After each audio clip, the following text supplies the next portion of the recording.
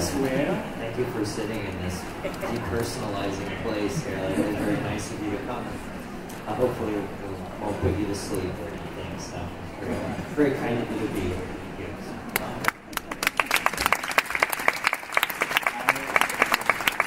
I don't think we really have to introduce Chris Ware.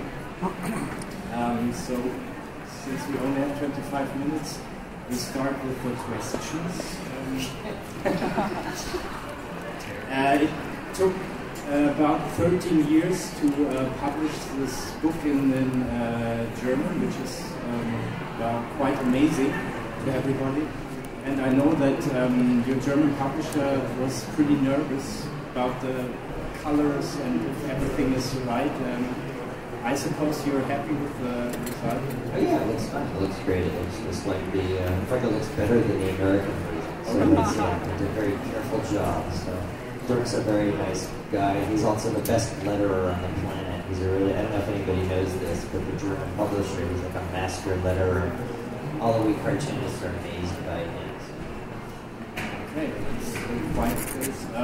That, as far as I am informed, there are different versions, American versions, concerning the color. And is it true that you flew to Hong Kong to supervise the colors?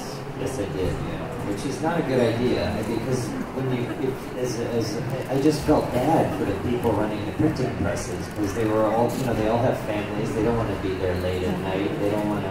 And to ask somebody to adjust the glue when they look at you really tired and they have a cigarette hanging out of their mouth and they just want to go home, you just want to say, okay, it's fine, it looks great, thank you. So, but in comics, I think it's very important for color. If you're using color, the color in a way becomes sort of the adjectives of the story. The line work in sort of a way is kind of the nouns and the verbs. And if the colors are not balanced correctly, the mood and the sensation and the warmth of the story can be lost. So, as well, I try to use colors in a rather naturalistic way, so the way we see the world, almost if you blur your eyes, those are sort of the colors, and if you put your eyes back into focus, it's sort of like the black lines. Okay, and as far as I'm informed, there's a difference between the hardcover and the softcover, right? You did some small corrections. Just to lie at a page or two. Why was that? I don't know, just for fun. I don't know. But still, the German edition is based on the hardcover. Is it? Yeah, I guess it is. It doesn't have that extra couple of pages. So obviously it wasn't your decision to base it on the hardcover. I guess it never came up in our correspondence. No, but thanks for asking. So. No, that's fine. Yeah, it's not necessary to the understanding of the book. Nobody's getting gypped. Because actually there's a huge discussion on the internet about the difference between the softcover and the hardcover edition. Must be a very sad website. There are other things going on in the world, I think, it's not very flattering. The book obviously is very complex. I don't know if I really have to summarize the whole book, but I just tried to get the basic plot line. There's obviously Jimmy Corrigan, 36 years old, suffering of social anxiety. Can you say that? Yeah, so not unlike myself right now. So. Office work, and one day he gets an unexpected letter from his dad inviting him over for Thanksgiving to come to Michigan, which he does, and then disaster starts. That's right. Sounds good. Can you tell us something about the evolution of this complex book, which is almost 1,400 pages long? 1,400 pages? You read a different book. 400. It felt like 1,400. Your version of the book is much better than mine. But you're being very charitable about it. The story started out as sort of an emotional experiment on my part, just to think about what it might feel like to meet my own father, whom I never met. So I did it as sort of an emotional run through, I guess, for what it might feel like. And then in the course of writing the book, I actually did meet my own father, and it was not necessarily dissimilar from what I had anticipated it would feel like. He just called me up out of the blue one day when I least expected it. It was kind of uncomfortable, but when I look back on it now, as a father myself now, I have a daughter who's 8 years old, I feel much more sympathetic towards him, and I feel like I was not as understanding as I could be of him. To think of the incredible courage that it took him to gather up to try to contact me and call me that day. I feel bad about it. So. But it's a strange coincidence, as it were, and did that change the work on your book, meeting your father and experiencing the whole story that you actually imagined in the book? Maybe a little bit. I don't think I actually met him physically until the book was basically done, and then he died shortly after. I talked to him on the phone a few times while I was in the midst of working on the book, and it certainly must have affected in some way that I was there this sort of time. So I don't think it's a story that's that unusual for my generation necessarily. I think a lot of my friends had divorced parents or didn't know one or other of their parents or something. So I think in a way, like Barack Obama as our president too, I think he has a certain animosity towards his own father that's become pretty clear. It's definitely something that happened there in that generation. So.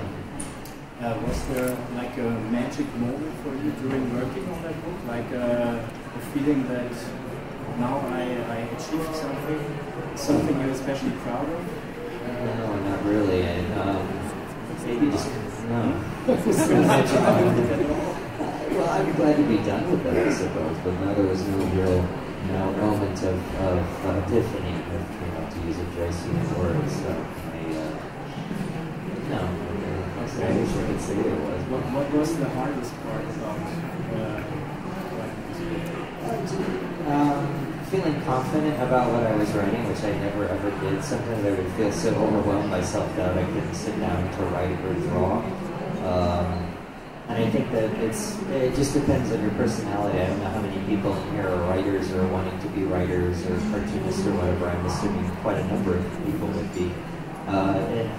It's frequently, I say this in public, it's very painful sometimes to write.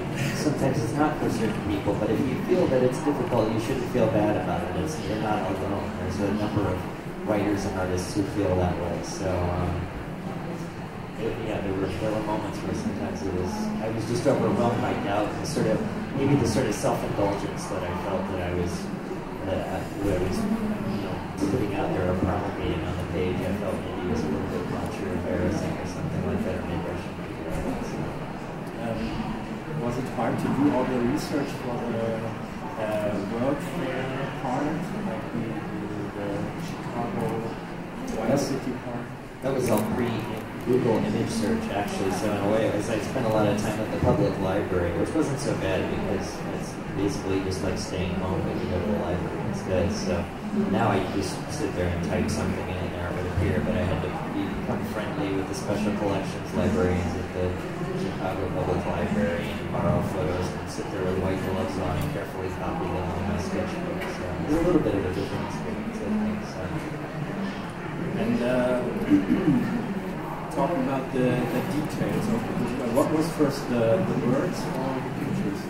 It happens at the same time for me. As a cartoonist, I write with pictures. I don't write only with words. Frequently, it's just a sensation or a mood or what I'm trying to think of, almost just kind of like a false memory that keeps replaying in my mind that I realize actually hasn't happened to me, but it feels like a memory. So when I start drawing, I try to create that on the page. I try to create that space and that feeling. But then once I draw it on the page, something else happens and different ideas come up and the story starts to go in a different direction. So it's sort of this strange kind of feedback loop or something, for lack of a better phrase. It's not unlike what I think writers go through. You can have an idea until the cows come home, but the second you sit down and start to write, it suddenly changes and the story goes off in a different direction. Writing is its own kind of thinking. So it might be that you just start with the speech bubbles or the words and not with the picture, or does the picture almost come first? It depends. It's sometimes I don't even use words at all, so it's more likely just a picture or phrase. Sometimes it's even a color or something. I'm not trying to be mysterious or sound fancy here. It's just the way it is. So, but I don't script anything ahead of time, because then I'd just be illustrating like a bad movie script or something. So I think that's one of the joys of comics, is that there's really nothing at stake other than basically wasting your life. You're just sitting at a table with a paper, a pencil, and seeing what happens. So it's you don't have to worry about blowing out your budget or not having enough for the caterers or the gaffing boy freaking out and taking off. It's just you can just sit there and draw. So is it true that you just use the computer for the coloring? Mm-hmm. Yeah, I scan and stuff, but now it's all printing has to arrive as a digital file. So which is fun. It's actually kind of magic. I can teleport my images halfway across the globe just by pushing a button. So it becomes a physical object. So, I don't know how much longer that'll happen. And when do you start coloring? Depends. When I'm done inking the page, it's all, this is all pretty mundane stuff. Any of the cartoonists out there probably know what I'm talking about. Everybody else probably sounds crazy, but generally speaking, the general progression of a comic page is it's what's called penciled, which means you draw or write with a pencil. Then you ink it in with a brush or a pen so that it's easily photographed, and then the color can be added, and then it's printed. So pretty simple and straightforward. Okay. As we can see here, this is quite at the beginning of the book. The book kind of starts with the death of Superman. Is that kind of a declaration of war to a certain tradition? I assume you weren't socialized with superheroes. Did you enjoy reading superheroes? I did as a kid. I didn't really read them. I mostly just copied the pictures. I would take like a good drawing of Superman or something and put a piece of tracing paper over it, and then trace a face over it that kind of looked like what I thought I would look like when I was an adult, and then I would design a costume for myself because I figured I was going to grow up to be a superhero. And that was my experience with superhero comics. So it's clear that I was not really attuned to reality the way I should have been. So, but in the book itself, it's not a declaration of war or anything. It's sort of a premonition of what's going to happen in the book. Superman very much is a father figure character, especially in the American mind, I suppose. I mean, you think about it, when superheroes were created in World War II for kids to read, when their fathers by and large were away at war, it was sort of a nice way of filling in a father figure for them, and also in a way of explaining this kind of American arrogance in terms of what was happening. So that's, but I think they kind of wore out their welcome. I know they're this bizarre kind of baroque, mannerist, over-metastasized sort of thing that just keeps going on. I don't quite understand it. Now it's all movies are superhero movies. I think it reviewed in the New Yorker unironically, so it's just interesting that it continues. So I assume Peanuts was more important than Superman to you? I think, yeah, I read Peanuts. I really felt for the characters in Peanuts. I think Charles Schultz is the first cartoonist to create a character that one really feels for. Charlie Brown is somebody on a page that you really care about. I actually sent him a Valentine when I was a kid because I felt so sorry for him. When you think about it, it's kind of an amazing thing that a cartoonist is able to move the reader that much that you feel that character is real and you want to somehow embrace him. And it ties into your own emotions. So it's ultimately ended up in my own stuff, I think, and I think the other cartoonists. Trying to figure out a way to feel through comics and also move the reader in a way. So. What role did Art Spiegelman play for you? Well, he's also a father figure in a way, especially to a lot of other younger cartoonists. He happened to see my work one day on the back of a review of Mouse and called me up, which to me was like getting a phone call from God or something, because I've been reading his work for many years, both as the editor of Raw Magazine and the author of Mouse, which is by far the best graphic novel ever published. I kind of doubt it will ever be better. And since then, he and I have become very good friends. And he's always been very encouraging and a good role model, and he's a very warm, generous human being. So. And What about Persepolis, for example? Oh, yeah, I think that's one of the greatest comics as well. Marjan Satrapi's is I'm mispronouncing Persepolis. That's the English mispronunciations. Her book is about her growing up in Iran in the 1970s. It's an amazing book. Also, there's a lot of some of the best comics, or at least the most appreciated or easily understood comics, tend to be, I think, comics memoirs. From Art's Mouse to Marjan's Persepolis, Alison Bechdel's Fun Home. But what I try to do, and Dan Clowes maybe, and Charles Burns and Seth are working in a more fictional way, trying to write more serious fiction, I guess, which maybe was a mistake, I don't know. There is something about comics that attunes very much to memory and drawing something out of yourself onto a page that maybe makes more sense as a memoir. I don't know. You follow the German scene at all? The German scene. I never even know what the word scene means, but no. I'm sorry. I wish I could. I'm aware of a few artists like Thomas Odd. He's German, correct? Or is he Swiss? Sorry. Oh God, what a mistake I just made. Yeah, not specifically. I don't really think about artists' nationalities. I just think about whether they move me or not. So. Okay. I think Germany is quite behind America, considering the recognition of comics. Just started a couple of years ago here, so I think we feel like a development country, third world country. Considering comics. No, I don't know. We don't. That's not a way in which you really need to develop. At the same time, we just talked about, so I feel kind of stupid to ask you the question again.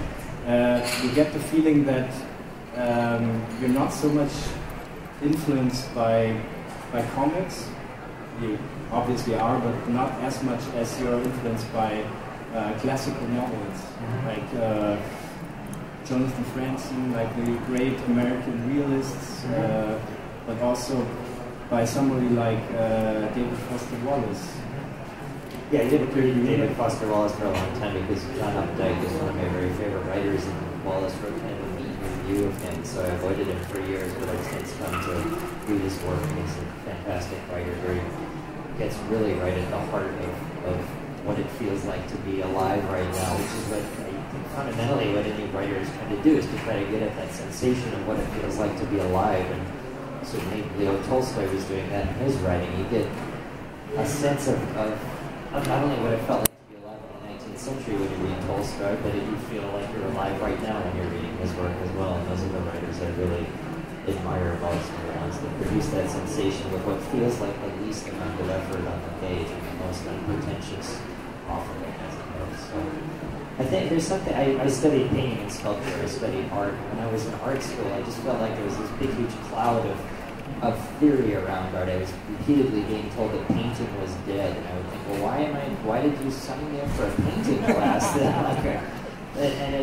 I eventually came to comics because to me, I feel like there's such an honest relationship between comics and the reader. I feel like every time I would go to a museum, if I didn't understand a painting, it was because I didn't understand the history of art, and I felt kind of stupid.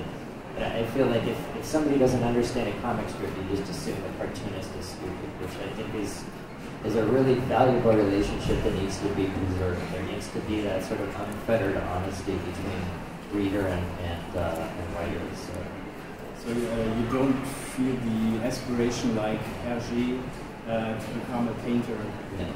I tried to paint. I'm a terrible painter. I'm the worst painter in the world. So no, I don't. I mean, comics are their own thing. They're not designed for walls. They're designed for a very intimate experience. It's a visual experience with a different language. I like the unpretentiousness of it, and I like the unpretentiousness of just writing on its own as well. So I'm very rarely moved by visual art, but I've been very deeply moved by novels and writing and music. How about just writing? Like a short story? I've tried. It's terrible. I feel like all of a sudden I've been cut loose or something, and I'm just sliding all over the place, and there's nothing to grab onto. Like, I don't know. Can everybody roller skate? Everybody probably can roller skate. I can't roller skate. If I put on roller skates, I just start rolling backwards slowly, and I can't stop. That's kind of what it feels like when I try to write. So I need pictures on the page to anchor me for some reason. It's probably like a mental deficiency or something, maybe autism or something. I don't know. But still, since I know that a lot of comic artists in Germany are struggling making a living of drawing comics, not only in Germany probably, I assume you can make a living of your comics? I have been able to, yeah. I mean, I feel very lucky. I didn't expect to do that at all. I thought I would graduate from art school and then I would work in a frame shop for the rest of my life, and I would just be like the weird guy at the frame shop who's like, oh, there's that guy who draws those picture stories or something. But for one reason or another, I feel like I've been extraordinarily lucky, and now I'm able to support myself. But it's gross to talk about. Nobody wants to hear about that. And I assume Jimmy Corrigan made all the difference for you then. That was the point when you could support yourself. You know, I haven't actually drafted out, so I'm not exactly sure. I haven't paid attention to it, but it's I don't know. I kind of live, month to month, and just, But do you know how many copies it sold in the States? Not really. I mean, I think it's over 100,000 now. But you're not really interested in that? I don't know. It's not, not really. I mean, it's, I guess it's nice to know, I suppose, but, it's like, it's nice to meet people occasionally, and if they say something about it, it's more important than something. I feel lucky, I guess. Yeah. I think we have to come to an end. What are you? Thank God. What are you working on right now? Just another long. Is it Rusty Brown? Yeah, it's the stupidest title ever. It's just another long story that I'll be working on until my daughter's probably in college or so. So I mean, it takes a long time to write books and draw pictures. So I don't know if any. I don't know how many cartoonists are here. You raise your hands. That's not so many. That's kind of surprising. I thought there'd be more. Usually it's like everybody's arm goes up. It's sort of like an AA meeting or something. So yeah, it takes a long time. For those of you trying to draw comics, you shouldn't feel bad. But don't forget, like that's a confusion. And my grandmother always told me, she was worried that I would be stuck in a house all day. She said, make sure you get out of that house every once in a while or you lose your sense of pollination, your source of pollination. So it's important as a cartoonist to experience at least enough life so you have something to write about. So. Okay, I'm going to say this in German if that's all right for you. It's about the discussion tonight. Okay, I'll plug my ears. Yeah. Wenn Sie jetzt noch mehr von Chris Ware hören wollen, gibt es heute Abend eine Veranstaltung, wo sich der Ort geändert hat. Für die, die dorthin gehen wollten, lese ich das nochmal vor. Um 20 Uhr HTWK Automax, 2. Etage. Ja, da wird Andreas Platthaus sich noch einmal sehr detailliert mit Chris Ware unterhalten. Des Weiteren kann ich Ihnen nur empfehlen, sich Jimmy Corrigan zu kaufen. Es ist wirklich nicht nur ein ganz tolles Buch, komplexes Buch, es ist auch ein wunderschönes Buch, was man unbedingt auch als Objekt besitzen muss, was es nicht als E-Book gibt, sondern man muss es einfach besitzen. I just told them just to buy the book because it's such a wonderful object. Yeah, I think that's important. It's not an e-book; it's just an object that you want to own. Thank you very much. Yeah. And is that okay? You're gonna sign the book for 10 minutes at the Reprodukt stand? Here. Okay, here, over there. Yes. Thank you so much for sitting through this. I really appreciate it.